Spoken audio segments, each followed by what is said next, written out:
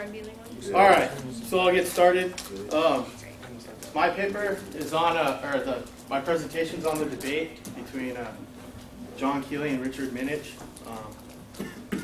So this presentation isn't based on one paper. It's based on a series of papers between two gentlemen, Richard Minnich and John Keeley. They have two vastly different theories on how Southern California chaparral naturally burns. And we'll get into it as we go. We'll look at each of their research differences and how they actually get to the point of making fun of each other in the papers, or somewhat trash talk each other in the papers. If you read their papers, I mean, it's just blatantly obvious. I'll go through what my theory is on the subject, and then if you guys have theories on them, wait till the end and we'll have a discussion if you guys want, but just kind of hold it till the end. And then at the end, I'll go over each of their bios, what I could find on them, but I kind of want to wait till the end so no one has an opinion before we go through it. So first is John Keeley, and these are just excerpts from their papers. I didn't take one paper, it's from a bunch of different specific papers. I guess I kind of got ahead of myself. I have, it looks like 3 papers from each one of these gentlemen. There are more. They've done more papers, but I just took 3. That kind of covers the most of the gist of it. I didn't print out enough for everyone, so if you guys want to look at them, you can look at them or take them, whatever, or I can give you you can write down the name and look them up. It's just a lot of paper to do. So John Keeley believes that naturally pre-human influence and contemporary fire regimes have always had small fires and large landscape replacing fires. He believes that natural lightning-caused fires burned in small areas throughout the summer months, and in autumn months as the fire weather becomes more extreme, the Santa Ana wind events, the fire became landscape replacing. So basically he believes the fires that we have now are very similar to what we've had then. He does believe I'll get into that more, but he does believe basically that we had lightning that came in the fall, and then preceding the lightning, there would be some holdover heat and heavies and whatnot, and then the Santa Ana winds would come, and we'd have standard placing fires. So he believes that age class diversification of chaparral has no impact on fire size, and that's important that he believes that because we'll get into what Mr. Minnich thinks in a minute. So he believes that a fire mosaic, if you have a fire mosaic, it really will have no impact on a Santa Ana driven fire, and that's the natural occurrence of fire in the chaparral. And he says right there, he believes it'll be burned through, around, or jump over these small pockets of diversified H-class brush. He doesn't believe that prescribed fire to create H-class diversification is the answer to stopping large catastrophic fires. They've always been here and they always will. So these are some of his core beliefs. He does feel that prescribed fire is a good tool when used around wildland, around the WUI. They both actually agree on that. That if that's the only place we're going to do it, the WUI is the best place to protect the structures, the values of risk. Lightning data shows that farther inland you go, the frequency of lightning strikes and fires resulting from this increases. And in one of the papers, they discuss how natural fires are created through lightning. And I'll get into why that's important in a minute. But the farther you go inland, like the LP on the coast or the Cleveland here, we don't get a lot of lightning, but the Purdue, the further inland you go, the Angeles near Wrightwood, they get a lot more lightning strikes than we do down here. And he believes the return intervals are higher as the interior mountain ranges and the closer you get to the coast for the fire return interval will decrease. So we have a greater fire return interval here near the coast where, let's say the Angeles and Purdue may have less of a fire return interval just because of their location and the way that there's more lightning. Does that make sense? Am I clear on that? So the further inland they go, the greater it has a greater interval, or less of an interval. So you have more frequent fires the further inland you go. The closer to the coast, the greater the interval. He does believe that there's a significant relationship between fire ignitions and population densities. Thus fire frequencies have gone up dramatically with population increases throughout Southern California. So he says where there's greater populations, you're going to have more fires frequently. And that has gone up, but only near those population dense areas. So Richard Minnich, he believes that fire frequency needs to be increased and that age class diversification will stop the large landscape fires from occurring. He believes that suppression efforts have created a homogeneous fuel bed that promotes large fire growth. So basically, his whole theory is we need to burn more and burn on greater scales. We need to get that age class diversification, that mosaic, if you will, pattern throughout the landscape, and that will stop the large catastrophic fires.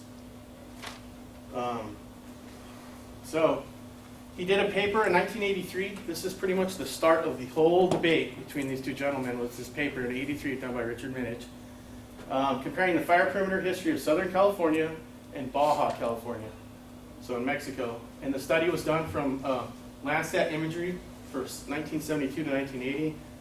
And the frequency of fires in Baja was greater and had more mosaic pattern.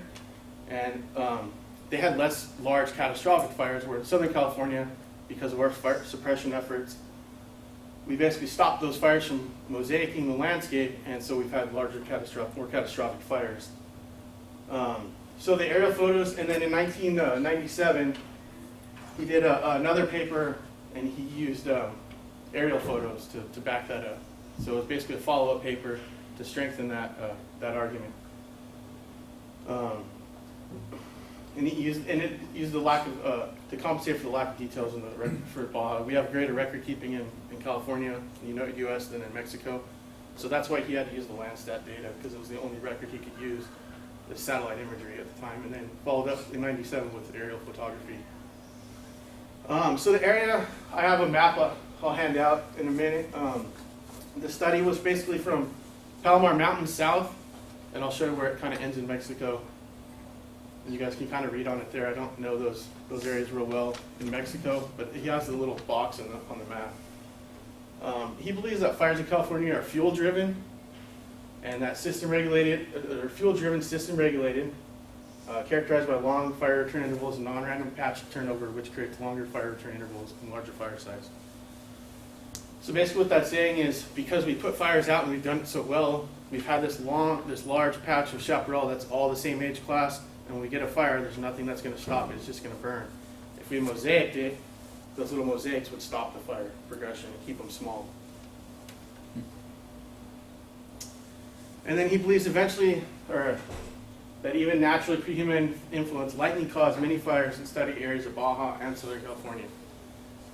So he believed even pre-us that there was a lot of lightning fires, and frequently, from the study area of Baja all the way through Southern California. So, the prehistoric fire data is impossible to collect in the chaparral field model as a whole. In small areas where there are two ways to collect the data, there's basically two ways to collect the data, or they have, through tree ring samples where there are trees in those, the drainages or on the mountaintops, and then through sedimentary core samples. They did a study in the Santa Barbara Channel that they used for the LP area to try to get some data, but that was only for a 39-year period, so it's still a short period of time, and the tree rings are only as good as the age of the trees. So prehistorically, there's really no data for chaparral. There's no way to collect it, or they haven't come up with something yet that I ever read or learned about. So most of the data is only 100 to 200 years old that they can kind of collect, and if the fire didn't impact a tree in a drainage or on a mountaintop, there's no way to tell really what the fire history is in the area. So that's all that's saying. And the other method they try to use is, we've probably read about, is use journals from foresters early on in Southern California, but those are only as good as the areas they rode and saw. So they're still not that accurate necessarily. But those are pretty much the two ways they've done it. So the history of chaparral, as far as the recorded history of what they could study, is a very short period of time. And there's been the man's influence has been there ever since. So there's nothing even natural before man's influence. And this is why they're still debated today, because there's no other way to do it. We don't have 1,000-year-old trees around or anything like that. So here's the map. This is a map of, you can see the line right here, kind of the line of the U.S. and Mexico right here. So basically studies from approximately right in here, maybe just a little bit farther south, to right up in here in Palomar Mountain. So he basically was doing the Cleveland south to northern Baja. It excluded the Angeles, the San Bernardino, and the Los Padres. It excluded those in his study. And you can see the terrain topography is very similar through that area. The mountains run kind of north-south or northwest-southeast a little bit. And this will be important here in a minute. whereas the Angeles and the Purdue, especially right here, they run mainly east-west. They're ridges, they're mountains, and I think that has a huge impact on weather differences, especially with the Santa Ana winds down here to up here. So I think that's why some of the issues are going to have with the Santa Ana stuff and the non-Santa Ana winds. Here they are. So I have a copy of his maps. So this is the map sets, and I'll go over what they are on Minnich's. Take one. As soon as everyone gets one.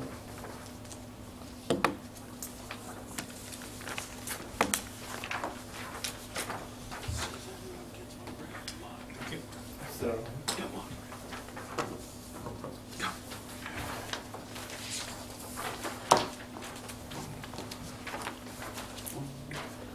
All right, so everyone has one. So on the left, that lower, the words on here aren't really a big deal. It's just the maps, and I could not get these maps to get increased size. I apologize for that. Tried very desperately to do that, and it didn't work. The PDF is locked, password protected. So, and it wouldn't even load on the slide. It didn't look right. So on your maps, you can see on the left, that was from 1983. That was his Landsat data. And you can see those two big kind of gray blobs. One looks down here on the south end of the Cleveland, the one's north end on the Los Padres. He included these two fires, the 1932 Matilla fire and the 1970 Laguna fires, in his study. So as you can see, he included a fire that was outside, not only one of the years that he was studying, the 70 to 79, but also outside of his complete study area. That Matilla fire was up here on the Los Padres, and he included those to show fire size, large fire size growth. So that's kind of one of the flaws. I'll go over what I think right or wrong about both of them. But so that's one of Keeley's arguments right there, was he used fires that were outside of his study area and group. And on the right, it just shows in the 1997, or 89, sorry. The perimeters of Baja. Sorry, it's 89 on this one. And it just shows the amount of small fires they've had, the patchiness down in Baja. And then in SoCal, we have the patchiness, but you can see the black dots are a lot bigger. It's hard to see on these printed out ones, but there's more. It is much patchier when you look on a colored thing in Baja than it is in Southern California. You can see that he shows there's very little fire in California, Southern California compared to Baja. There's more frequency of fire, so it gave it that mosaic, that patch mosaic.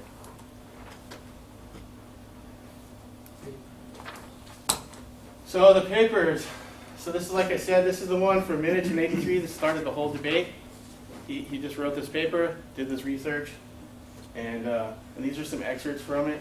Although a similar landscape without fire control exists in neighboring northern Baja California, a formal compilation of Baja California fires was impossible until 1972 launched the orbiting Landsat platform. Using this new source of information, I reconstructed the fire history of Southern California and adjacent Baja California for 1972 to 80. Thus determine the consequences of fire suppression in grassland, coastal sage scrub, and chaparral. I found that a fire suppression strategy that attempts to extinguish all fires before they become large may promote large burns in some vegetation types. Few fires burning in severe weather easily escapes control and denuded large fires. So he's even saying in extreme weather, he's kind of thrown that outlet right there for Santa Ana fires or extreme weather fires. The distribution of recent fires mapped from imagery demonstrates that fire suppression in Southern California has led to large fires, particularly in the chaparral. The most striking evidence is the sharp shift in the area of coastal sage scrub, grassland, and chaparral burn in the narrow zone where fire control ends at the border. So basically right along the border, he's saying how different it is, where we have less fire and promote large fire growth in the future because we have this large homogeneous fuel bed compared to Baja, where they let fires naturally burn and they let them do their thing, and so you have this age class diversification. And in Baja, they don't get the large fires compared to down on the south end of the Descanso where we get large fires. That's what he's basically saying. The creation of chaparral mosaics in Southern California is highly desirable since the mosaic is the basis for fire controls. Fires would become smaller and would be distributed more evenly over time and space. Such was apparently the case in Southern California before fire management. So he's saying what it looks like in Baja right now, it would look like in SoCal if we let them burn one. Or prescribed fire did it ourselves. Use prescribed fire. The present fire regime of large, intense configurations in Southern California chaparral appears to be an artifact of fire suppression. That's what I was saying. It basically, we have created these large fires. That's what he's saying by not letting them burn or not burning doing more prescribed fire.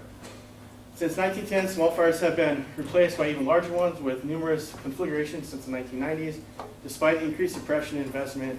In effect, when fire mosaic has been replaced by a coarser one, there's no evidence of such large fires in Baja California chaparral mosaic.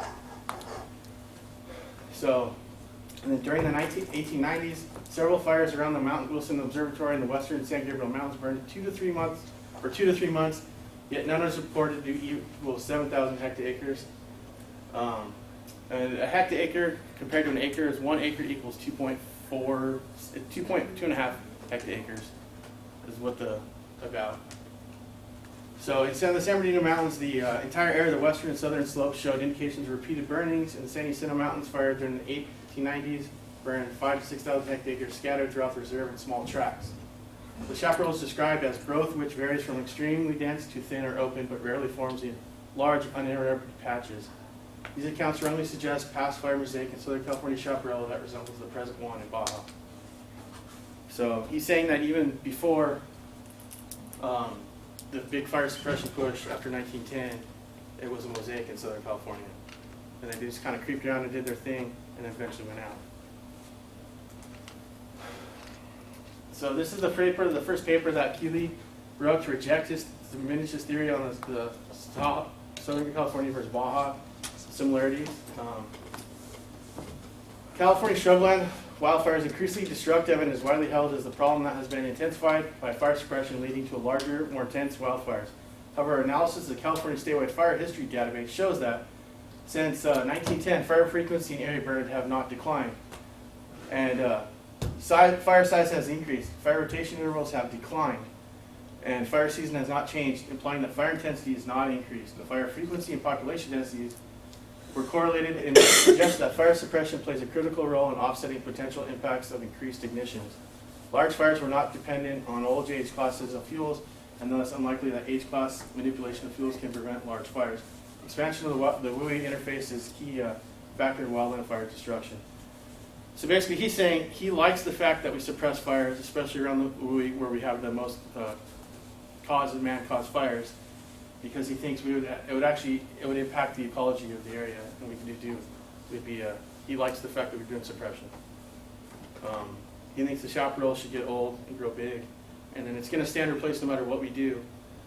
And so instead of having a lot of little fires, if we put them out, it's actually saving the chaparral and let it do its natural thing of stand replacing eventually anyways. So do humans directly affect the fire regimes in 2 ways? They ignite fires and they suppress fires. In brush-covered landscapes of southern and central coast California, there's no evidence that fire suppression has altered the natural stand replacing fire regime in the manner suggested by others. So that's what I was just saying. He's saying there's nothing that's saying that it was stand replacing before and it's the same way it is now. So we just need to keep putting them out where man has caused them and keep them small, so when the big one comes, that's what it's going to do anyways, and it always has. A 9-year Landsat imagery record that showed the fires between 5,000 and 10,000 hectaacres were slightly more abundant in Southern California than adjacent Baja, has only been widely cited as supported for a link between fire suppression and fire size. Talking about Minnich's paper, on the basis of this study, it has been hypothesized that large wildfires in California shrublands are a modern artifact due to the fire suppression that they can be prevented by creation of mosaic landscapes of patches of different ages.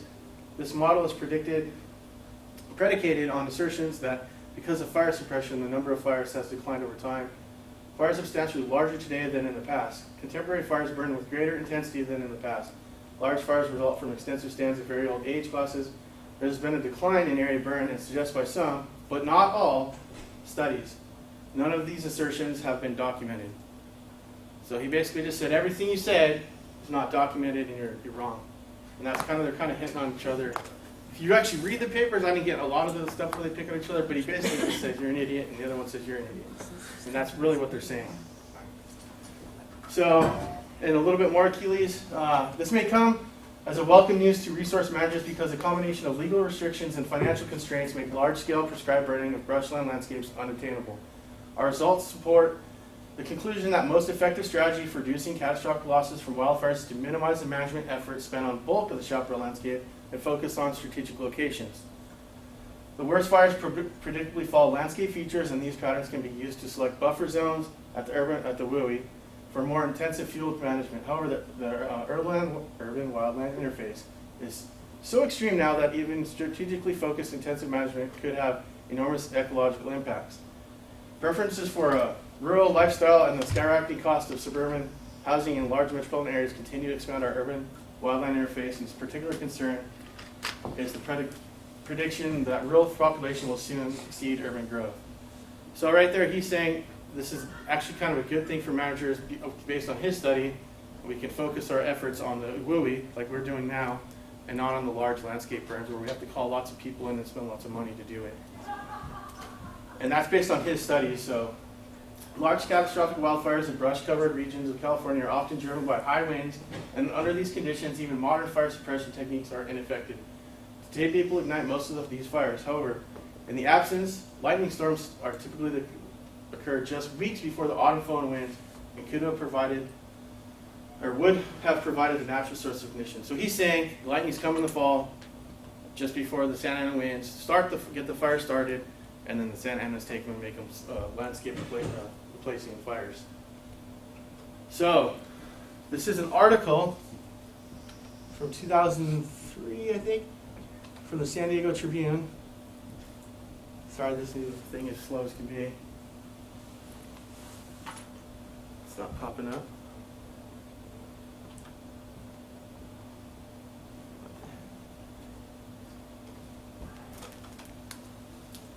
It's interesting. Try control and then click with the mouse if you're hovering. Well, no, my screen is completely different than that screen. Oh, awesome. Sorry, this new word that I just had to load today isn't working. See if that works. I'll just have to open it up again. Yeah. All right. So, let me sit down. I'll go over this real quick. So this was kind of interesting, and this wasn't the only article I found where these two folks are talking, or our reporters talking about their two theories. This one just happened to be a local one, San Diego Union Tribune, so I thought it was more appropriate since most of us are from down here. So basically just talks about the fires of 2003, and then it goes into down here, which I thought was most interesting, is right here. So for researchers, there are burning questions. Surprisingly so, scientists are sharply divided over the nature of chaparral fire threat, the extent to which human activity can be blamed, or what ought to be done to preserve lives, property, and wild habitat. Yes. This is a legitimate scientific debate, said Wayne Spencer, wildlife biologist with the Conservative Conservation Biology Institute and environmental research group headquartered in Oregon, with offices in San Diego. It is characterized as the Minnich school versus the Keeley school, and I know scientists cringe at the description, but it's out there and it is the reality. Minnich is Richard A. Minnich, a blunt, outspoken professor of geography at UC Riverside, who argues that a century of active fire suppression, putting out wildfires as quickly as possible, has created a thick blanket of old, dead, highly combustible chaparral that is, in his words, akin to a pool of gasoline. So Minnich's remedy, a regional rotating program of controlled burns that would over time eliminate the most perilous patches of chaparral and create a mosaic of different aged vegetation. This is all about vegetation storing energy that eventually must be released in the climate as fire, said Minnich. Fire doesn't become large if it doesn't have sufficient fuel. Keeley is John A. Keeley, research ecologist for the USGS. The more soft-spoken than Minnich, Keeley is no less adamant in his opinions. By and large, he says controlled burns are ineffective, inefficient, and if done too often, environmentally harmful. The ultimate villain here, Keeley says, isn't fuel load, the amount of combustible vegetation, but wind. The real concern is Santa Ana-driven fires, said Keeley. That's where all the homes are lost and people are killed. Fires under moderate conditions don't scare firefighters a bit. They simply develop a plan and attack, then go out and knock the fire down. But with fires pushed by strong winds, all bets are off. There is no effective control, and fuel load issue is becoming irrelevant. A fire in extreme windy conditions is going to burn through anything, old and young vegetation, and what it can burn. It will go around jump by sending embers up to a mile ahead of it. So, and then here, all scientific debate eventually boils down to this: what does the data say? Does the evidence support or refute the hypothesis? Both Minnich and Keeley, along with like-minded scientists, cite their research as compelling proof. Agreement, though, seems a matter of interpretation. So here's one of the debating points. The map, even without explanation, is striking. Initially produced by Minnich and colleagues in 1983 from aerial photographs and fire history records, later updated, it depicts chaparral vegetation by age class across Southern California and Northern Baja. It appears to be, in the map, there does appear to be a clear difference between Northern Baja and Southern California. That's all that's saying.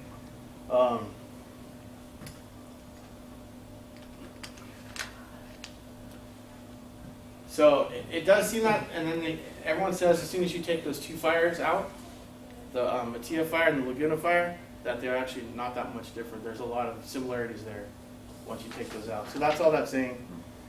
And then Minnich does go on to say a young chaparral doesn't burn or burn easily. When fire hits a young chaparral, it usually just stops and lies down. So that's what he's saying.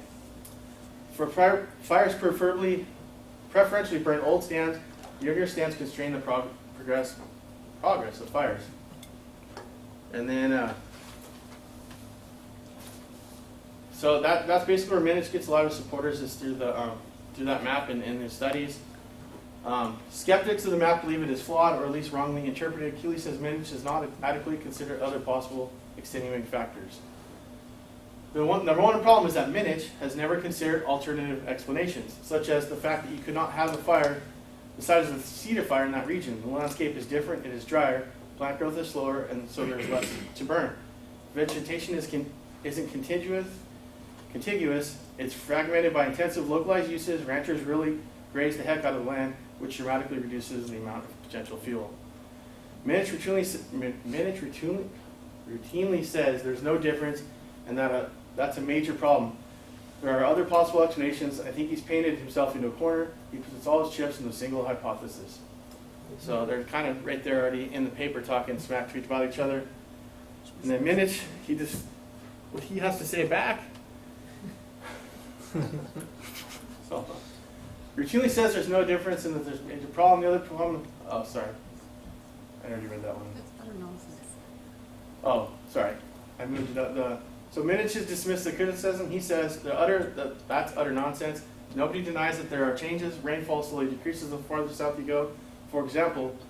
But the sharp transition between the two regions cannot be explained with natural phenomena and is artificial line drawn by human beings.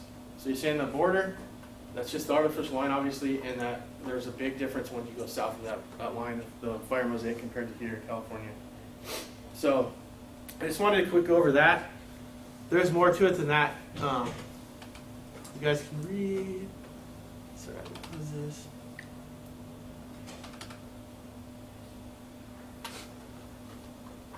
So once this loads, I'll put you up on there. So that's basically the argument. One says it's all Santa Ana wind driven for the most part, and one says it's we've been suppressing fires too long, and that we need to stop suppressing them and let them burn naturally, or do more prescribed firing, block style firing like we used to do back in the day. And that's their debate. So this is my 2 cents. I believe they're both right and they're both wrong. If you look at the Santa Ana fires, they do given enough wind and conditions, they'll burn through and around and over everything. They jump 10-lane freeways. They do all sorts of things. So I believe Santa Ana's mosaic could help, but I don't know that for sure. I've never seen it really done. But the station fire didn't burn in the Santa Ana wind and burn 160,000 acres. Every fire in the LP hardly ever burns in the Santa Ana wind fire, and they burn hundreds of thousands of acres. So right there, but Keeley does say or extreme conditions now. I've seen that in a lot of his papers. Extreme weather conditions or Santa Ana winds, but he still pushes the Santa Ana winds to the point that's the only way they're going to burn. And we did have a lot of big Santa Ana wind fires, the old Grand Prix, the Cedar, Paradise, and the list goes on and on for the last 20 years or more. But I don't know that the mosaic, I don't know, sometimes you see the regular fires stopped by a mosaic. They'll hit an old fire and then go out. So I don't know that that's the answer. But I think both of them have actually painted themselves into a corner. But one thinks that only wind is the deal, and one thinks only mosaics is the deal. And there's no giving there, giving or taking. It's just I'm right, you're wrong, and vice versa. So I think there's too many variables just to paint yourself into any corner and say it's only one thing or another. I think I don't know what the national fire history is in Southern California. You know, Native Americans have been here for thousands and thousands of years. They have. I know in the Angeles they found an artifact that was 4,000 years old from Native Americans. So they've been here a long time, and they've affected the landscape for a long time. So who knows what it was really like. So that's my 2 cents. Does anyone have any thoughts? What they think or how they think it burns or anything different? Oh yeah, go ahead. I'm doing some data, but I just think that I know that the history of, I know that what you're saying, the natives and all that before, the data I have had to do with in the 30s when they had, and I'm giving away my assignment kind of, but the people that were hired, the CCC crews, but you can see fire history, go back to 1900, some of the stuff that is seen are bigger fires up to a certain time frame. Almost looks like there's a bug, or it could be very well, there's not enough people together where we fought it aggressively to put them out. So on our district, you can kind of see where there's really big ones, and then they kind of go down to where they're smaller, which is really cool, and I hope to show that. But I know that the CCC crews were implemented in California at a certain time, but originated in the east and were brought this way, where you actually had personnel and a suppression crew to attack with a suppression thought to put it out. It wasn't really like that before because we didn't have many people. So yeah, no, that suppression has definitely had an impact. I think, but are we always successful now?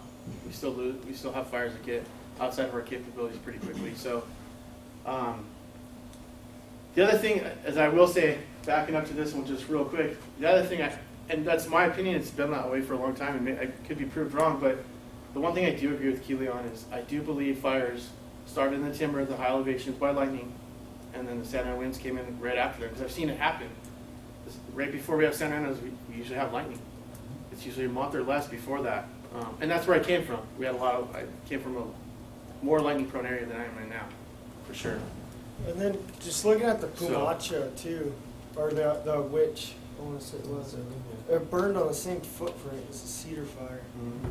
Like 10 years after. So 7 or less, 7 years after. And there are fire. I read it somewhere and I can't remember. I apologize for not saving it. But they do have fires that burned. It was like Palomar Mountain to like San Diego Bay. I think it was like 800,000. There's potentially. I was reading somewhere they have somewhere recorded, or it was a long time ago. There's written record of people saying that there were fires that large, and obviously driven by Santa Ana winds to push down that far. But there's no proof of it. I think there were just written records of people stating that they rode from fire and this is where it was at, down in this area. The only one that I'm aware of is the Sunny Isle fire. We started up in Sunny Isle, Hammond and Tribuco, and basically burned all the way down to San Diego City. Maybe that was the one. I can't remember. That was 1889, and that's what Keeley pins a lot of his stuff on that fire. So, and there's, that's 1889. There was people around. Yeah. There was newspapers and yeah. But there was a lot of other land. Fire's coming. The fire's coming. So, the reason this presentation to me is it's always been burning because they're not the only 2 guys doing research on chaparral, but they're the bulk of it, and they got the loudest voice. They gain the most traction, and as far as getting their names out there, getting their ideas out there. So I'm not there. That's why it's important, because this does eventually affect land managers' decisions and the public's opinion of things. I mean, it was in the paper right there. I found a similar article in the Huffington Post, and that's a more national one than San Diego Tribune. And that was only just a real quick check. I didn't really dive way into the newspaper articles, but I'm sure there's more out there. Especially when we have these large, fire seasons or Santa Ana fires where it's the shock and awe, and the newspaper, all the news wants to cover it. So that is important, I think, to that they are the only two people doing it, but they backed themselves into such a corner that I don't know that they're ever going to change their mind. So that's kind of sad. As a scientist, you should be looking at all the angles, but not just one. But Right. They didn't even say anything about like droughts when those fires went on. Like what was? yeah, they don't really talk. I mean, there's a lot of variables. The only weather I really saw in all the papers I read was Keeley does talk about it's just a difference in weather patterns, and that's why I thought that map where it showed that area, the satellite map I showed, Yeah. because it's not just weather. You have weather, you have mountain range, the shapes, Your aspects too. the aspects. And then which way is it laying? I know the South Angeles, to west. the Purdue is kind of similar, as they run more southwest, northeast drainages, so that aligns with those Santa Ana winds, which makes them blow like a lot stronger there. They're on the edge of kind of that area with a high pressure zone, so there's a lot of factors. The other thing I was thinking about the other day is, having now been on the Cleveland a couple of years, is you look at the amount of wind those two forests get compared to our forest. And the Trabuco gets slightly affected once in a while, but the Palomar and Descanso aren't as affected by the winds. But it'll be full Santa Ana on the winds on the Purdue and the Angeles, and we're barely feeling a breeze. Well, So, you really, like, I always look at it, just my personal point, is all the land masses around those forests, the LP, Mhm. you know, the Angeles, the Purdue, and then on the back side of the Purdue, you still have Palm Springs, but then you get down towards the Cleveland, it's a major drop off Yeah. down there. So it just can't get up and over that. You're absolutely right. But yeah, and everything then else funnels straight in off those land masses. yeah, that's what it seems like to me. Depends on it depends on where that low is situated. Yeah, If the low is And it's based south on enough, we'll actually get the stronger winds in San Diego County, which happened in 2003. yeah, and it happens. I mean, it just doesn't seem as common of occurrence that it is that the other two forests get it, or three. But you're right, they didn't talk the big one I thought in there too when I read it, and Keeley mentioned it, was grazing. That has a huge impact if you're knocking all those flashy fuels, because what happened the last couple of years, we've had major drought but no fires. We've really had no fires in Southern California, the brush, because we've had nothing to carry it. We had no real roadside starts. We had one fire, the Silverado, I think was the biggest fire we've had in the last couple of years. And we haven't had anything else too much that has been of size. Before we got into this big drought, we were getting fires. We had the grass. So, Think about that Aldo Leopold paper. What's that? You guys remember that? It's about grazing. What was it? Remember that Aldo Leopold, the first paper? Oh yeah. You talk about grazing, you think Southern Arizona more replicates Baja or Southern California?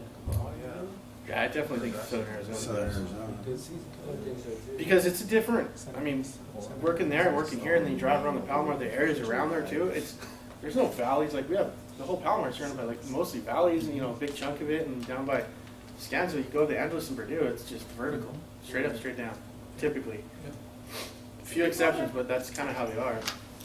I was just gonna say, you brought up a really, really interesting point, as the folks out of the supervisor's office get, to be so joyously tasked with kind of thinking into the future and, gee, how is climate change gonna affect us and how are we gonna manage for it? You look at a lot of the models and some are definitely suggesting hotter, drier. There are some folks that believe, we're gonna have increased fire frequencies, but you just made a really excellent point about drought. If it's really changing our vegetation, is fire truly gonna have a more impactful result on the landscape? It'd be something really interesting to keep an eye on. I think the scary point though with the drought is that it's killing the vegetation, and then when you get a good rain years, now you're going to have more the live to dead ratio is going to go, it's going to be greater. Like this year. Because right before I came down here, the old district office I worked at was in Acton, and you could just look out and it was just all the junipers were brown, like rust colored. I mean, there's a lot of them all over, and there's just houses scattered all over the place. I'm like, holy cow, this is insane how bad it is right here. And I don't think that's changed. I mean, we got a little bit of rain this winter, but nothing crazy yet, to bring us out of it. We're still around. But I do think the drought, we haven't had the starts. You talk to the guys where I used to work, and they don't get the starts. The I-5 corridor used to be the bread and butter. They just don't get the starts. The 15 hasn't had the starts. And that's the bread and butter for a lot of those front country guys. So, for fire season. Yeah.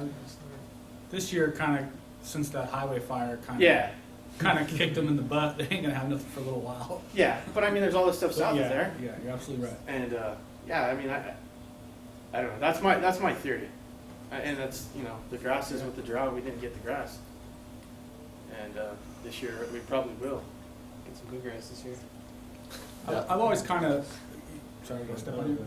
I've always kind of, I stand on my soapbox about the culture thing that I always talk about everywhere I go. And I look at it from like the 1950s when it was at its height of the people were getting out into the forest. They were going out and enjoying the lands. It was free to go to the forest. It just cost them gas money. And now everything has a price tag on it. You know, jobs are low. People don't have money. They don't want to spend the money to go out into the woods to see nothing or be harassed by, you know, Forest Service employees. So they don't go no more, so they're not going in the forest to enjoy it. So the frequency of starts by people are narrowed down because of that. Now the highway corridor is different. Everybody's still traveling, so it's a different thing. But that's the way I kind of like track that. But it's interesting is now they work on their ticket. I can't tell you how many nights it's so frustrating to try to get down the hill because there's so much traffic. I know. And we don't get hardly any starts off it. Yeah, that used to be None. Used to be a lot. And a lot of that has to do with the vehicle. The pasture clunkers actually took a lot of fire away from a lot of people. But no, it's weird. Some of the fire frequency. I thought my district now is covered 3/4 of it's by municipalities, and we don't get the starts where you think you would. So I think it's the population density is important, but it's the type of population you have too. What are they doing with the land? Exactly what you're saying. So You're absolutely right. that's all I really have. And then I had one other thing I wanted to share, and that's just kind of real quick here. Right there. So I just have a real quick bio of each of these. Oh, dude. Seriously? Give it time. I can read it too. So Richard Minnich, he's got his PhD. He works at UCLA. His specialty is in biogeography and fire ecology. It doesn't say what his doctorate in, but I believe it's geography, right? Or geology? Geology. What's that? It's geography. Geography, right? Yeah. And then I just thought that was interesting what his specialty field is. And then Keeley's specialty, he's got a doctorate as well in botany. Yeah, he's a botanist. Yeah, so he's got a PhD in botany, a master's in biology, and a bachelor's in biology. So I just thought that was interesting because one has more of a forestry kind of something that would impact the forestry botany degree, and one has a geography. So, Geographers can get themselves into trouble. Just people But- hear a diamond. but if you look at it, You're not lucky. but if you look at it, Minnich took a geography background, and that's how he tried to explain it. And Keeley's using it as plant physiology. And that's exactly how researchers look So- at the world, is just through their own Yeah. special little lens, which can be really, really dangerous. So I'm not saying either's right or wrong. I don't think either were right or wrong. I think they're both a little right and a little wrong. No one knows So, what to do. and they do talk about that. Keeley does talk about that. The land use in Baja is considerably different than the land use in Southern California. You actually working down. Well, because on the border, there's they're more crazy laws, down there. restrictions. There's less people in Baja. Fires down there. They do get fires and they let them burn, where we don't. We hear it Yeah. all the time from Fire 'em all. the Boucher. One of them sees all the way Yeah. down and like, Booker, oh, yeah. another fire. So And they keep calling it in for days. Just sits down there and burns because nobody goes out there and puts it out.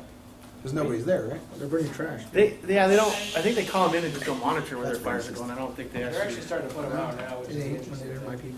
Yeah.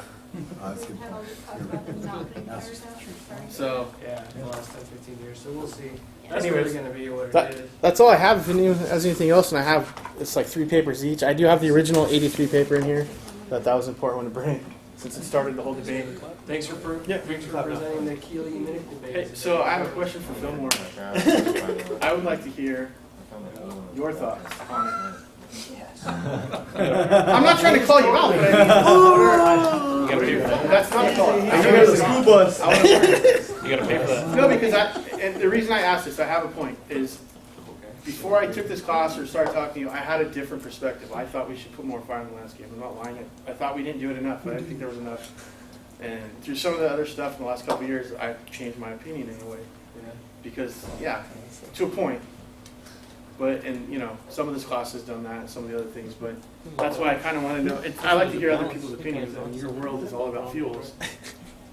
Well, yeah, so I mean, you asked me this, and I don't know, I've been debating this one for a long time, and I know you guys get to hear my opinion enough on this class, so sorry that you're being asked to hear my opinion yet again, but this one, I don't know, I really don't, I don't come down either side on this one. This is one of those ones where I kind of like, well, you know, a lot of what we do is rooted in the science, and it's not really up to us as land managers to, I don't know, choose sides or whatever. Our job really is to read the science, and you know, there used to be this concept of best available science, which only means that whatever is the most current, what most people in academia agree, because they have the time and energy to do science, that we as land managers will then take their word for it, because we don't otherwise have the ability to refute them or whatever.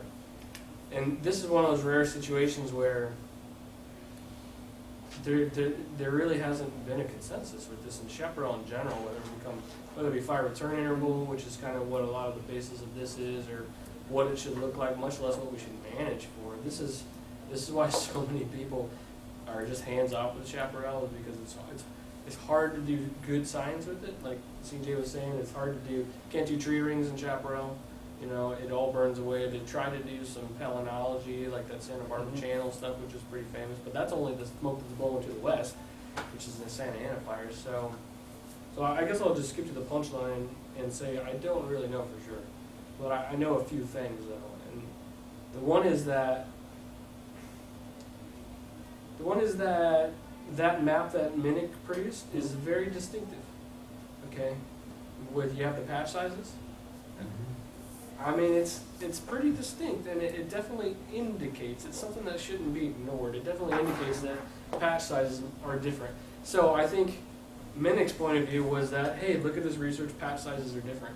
That's the difference between Minnich and Keeley, is that all Minnich is saying is that the patch sizes are different. And as long as his data, which is good, which I think it is, it's pretty hard to refute that. Now, what Keeley does is he tries to interpret all kinds of stuff from this. Minnich isn't saying anything different than that the patch sizes are different, you know, and he's trying to explain it a little bit, but he doesn't go too deep into the weeds. So I do think that there's something to that. Now, I have heard that there's some climatic differences. You know, Baja is a much narrower peninsula, as some say it's drier down there. I haven't been down there myself. What's that? It's got water on both sides too. Wonder if that Yeah, affects it's got water on both patterns. sides. I mean, so it is different. It is different.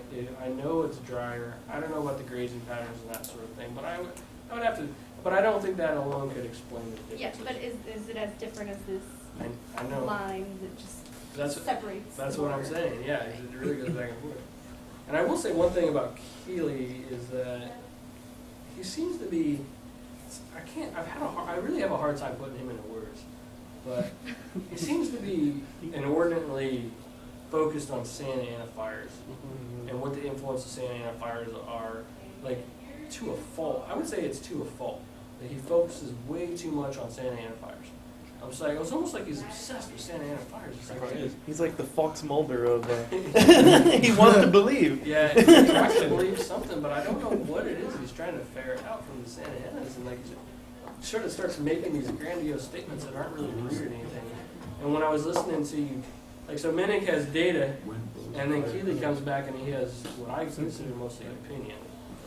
I really don't- he did take records from, he's in there, and that's where I wanted to make the point in there. He took records from California database, fire database or whatever. Yeah, the And fire history data. Yeah, he wanted to show the size hasn't changed and Yeah. intensities. But it doesn't say what did he use for his study, other than some years. He didn't say if he used the Cleveland LP or Cal Fire. Because Minnich also does, he also in the paper uses the observatory, Griffith Park, and that's outside your area, dude. Like, why are you doing, you know what I mean? So I understand what he's doing, but he used that in his paper too. I'm not saying he's wrong, he had that in there, where he used a Griffith Park fire. Well, Keeley's big thing, like Minnich says, I mean, it really comes down to Minnich says patch sizes like will limit other fires. Okay. And then Keeley says, no, it doesn't happen at all. And I think both of them are, like you said, kind of wrong. Keeley has produced fires where fires burn on top of other fires, like you were saying. So the witch did not burn in the cedar footprint entirely. part of it on the south end burned into the top end of the cedar, but it also stopped at the cedar fire. And there's a lot of examples where, like, we know as firefighters that we use fires to stop other fires. We use pacifiers to stop other fires. And the fact that they're even still debating this just sort of is like one of these things is we as firefighters, like, we know that we're going to try to herd. I mean, the freaking lake fire, we herded it out to another fire and it stopped as you guys were on that east side. And it isn't just that one example. It's example after example after example of herding fires into other fires in the chaparral, clearly in the timber, but even in the chaparral. So, like, you have to remember that, you know, there's these Newtonian physics, right? There's inertia, so like if a big line of fire is burning, like the witch fire on the south end in the south flank, and it burns into the cedar fire, it's not just going to stop immediately. It's going to burn into a little while, and, you know, it's inertia. It's going to burn into it for a little while, no matter what. You know, and fire, we've seen that, like, if there's an edge, you know, it's never a clean edge. It kind of burns into it and kind of loses momentum. That's what I see with that witch cedar overlap. I see it as burning into it and losing momentum. And then they were able to effectively suppress it. In some places it just stopped. And there's example after example of that. So for Keeley to say that fires don't stop, I don't believe that. Yeah. I That's think why they're I say looking they're for both right, they're both wrong. right. I agree. Kind of wrong, kind of right. I just think there's a balance. I think there's a balance to everything. So in a sense, like I think they're looking for a textbook answer, and I don't think there is a textbook answer. Like when we're looking for, you're saying inertia, and fire comes to an area where it buys us time where we can actually get in there. Like maybe it would go out if you didn't do anything, or maybe it would keep going and then finally blow up again. But it's just, so it just buys you time, it slows you down, buys you time to get in there and actually suppress it. And then the other thing is you have to remember that this is a purely academic debate because for all intents and purposes, it really doesn't matter. I mean, we know the way it is now. This is something to remember. We know the way it is now. We know that we're going to do it pretty vital way. There's infrastructure out there. The public demands that we protect it. We do fuel treatments. And what the historic patch size is, like, it rests in the academia. Now, I did want to make the one point that you remember this Minnich paper came out in '83, and people had believed in it before that. And then the Keeley paper didn't come out until '99. So from '83 to '99, what were we doing as our fuels management projects in Chaparral? Do you guys know? Blocker. You guys know? A lot of block burning. We weren't doing a lot of projects around the houses. We were doing what Keeley said, or what Minnich said. And it wasn't until after this Keeley debate started that we started getting away from block burning because, remember, this is what I said, like, managers follow academia. Mm-hmm. So we listened to Minnich, we're like, okay, cool, block burn, we'll go break up the patch sizes. And I think there was some successes with that. But then Keeley came about. Because it doesn't matter. Because it doesn't, yeah, exactly. And then Keeley came, and then he just beat the hell out of Minnich. I mean, Minnich was tired, he's towards the end of his career. And everything I've ever heard about Minnich is that at this point he's like, whatever, I believe what I believe. You do what you want. I'm out. And so that's why you don't see Minnich publishing stuff now. But Keeley's going like a goddamn rabid dog. Yeah, there was some like 3 or 4 publications a year. Yeah. Like, how does he find No, the it's time? more than that. That's It's way more than that. I think he has. It says over 250 books and publications. That's a lot. That's It's actually more than I've ever seen anybody, which, as I always say, is always suspicious to me. So now, what is our management now? We're not doing broadcast block burning. It's like sacrilegious to say that we're going to go do a block burn. If I told Lisa that I wanted to do a 2,000 acre block burn, which we used to do over and over again, Oh, I guess they do it. she would, but she's crazy. Kirsten wouldn't let me.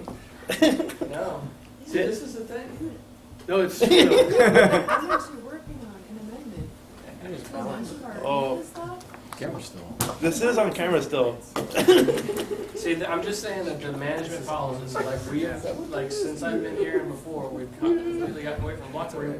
But it also makes sense because of that fridge, right? So but there's more value on Old Chaparral, but does it really matter? So it's a freaking matter. the only other point I had was that California Chaparral Institute. If you go there, know that what that guy believes is the same thing Keeley believes. That's, Right, the that's- Chaparral Well, Institute. you saw the California. video last night. Yeah. Cheese Oh, ball institute. sorry. The Chaparral. I was just, that's where I found a lot of information. It was surprising. He was like, here's what started it, and then blah, blah, blah. It was like, No, sweet. Chaparral Land Conservancy. But he writes in there basically that, Oh, yeah. was it Richard Halsey or, Yeah, it's Halsey, but. yeah. So the point, we gotta wrap this all up, the point is that I and others, land managers in Southern California, don't really know what to believe. A lot of times there's you know, like for the Ponderosa pine, everyone is pretty damn certain that we need to thin Ponderosa pine, reduce the surface fuel load, and do a prescribed burn. And then Ponderosa pine is resilient to fire. People don't really know for sure what to do with chaparral, so I think it's actually easier for us to kind of fall back to the houses and be like, F it, we'll just put 100 feet around the houses, and you know what I mean? Like, seriously, like, and it's just easier. And, That's all you have time for. what's that? The doll, you pretty much have time for. Well, despite that, that's also true. The other thing, the only other point I had would be, So you know, you're right, Brooke said then. she just went, but that 580 class with climate change, what used to be good or bad is kind of out the window because everything could change in the future. It could be And drier. there's no way to predict it. Yeah, This I don't point, know if I'm they just talk about that hoping that they much when ask, you went, but Sharknado, that's all we're talking about. There's a scientist, I can't remember his name, I was thinking of this, we were talking about this morning, but there's a scientist that talks about not truly global warming, but he's talking about how the Earth has moved off its axis so much, you know, and the way, you know, it's rotating, it's just hitting the sun a little bit longer these years than it is this year, and that's what's affecting it. Yeah, we need So Superman that's to what fix he that, kinda dude. goes with. Let's just throw those atom bombs. Superman came over here Yeah, to put us back on track. Everyone Yeah. go to Europe. I think this is just a precursor to the next ice age. All the humans went to like one place. You have a question? All the ice caps and moves down the- I had a question on that block burning. Yeah. After you guys would burn it, it grew back pretty healthy. Well, yeah, Alright, so that's a it's good like thing. mosaic. It's just a mosaic burn.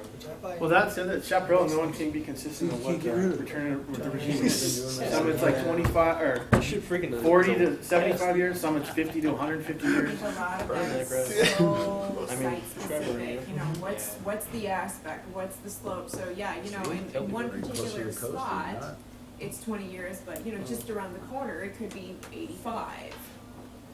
And the one last thing I'll say, that you just reminded me, is it all comes down to ignitions anyway.